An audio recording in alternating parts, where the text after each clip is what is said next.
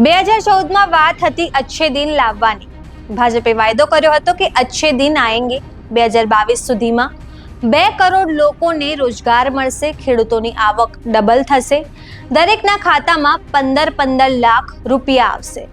2022 તો આવીને જતું રહ્યું, પણ આ તમામ બાબતોમાંથી એક પણ વાત ન થઈ. હવે 2047નો સમયગાળો આપવામાં આવ્યો છે. કહેવામાં આવી રહ્યું છે કે 2047માં અમૃત કાળ આવશે. પ્રધાનમંત્રી મોદીએ એક બાજુ દેશને સલાહ આપી હતી સોનું ન ખરીદવું, પેટ્રોલ ડીઝલનો બચાવ કરવો અને વિદેશ પ્રવાસ ન કરવો. ઠીક આ સલાહ આપ્યા પછી પ્રધાનમંત્રી મોદી પોતે જ વિદેશ પ્રવાસ કરવા નીકળી ગયા.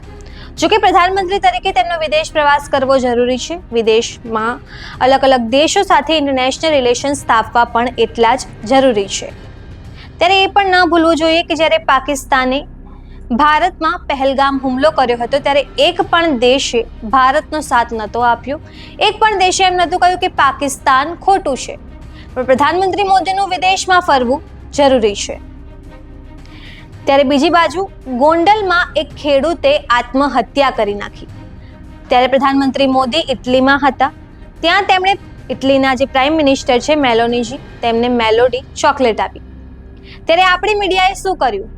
ગોંડલના ખેડૂતની વાત નહીં, પણ મીડિયાને એક જ વાતની પડી છે કે મેલોડી ઇતની ચોકલેટી ક્યું હે. તમને ખબર પડે તો અમને કમેન્ટ કરીને જણાવજો.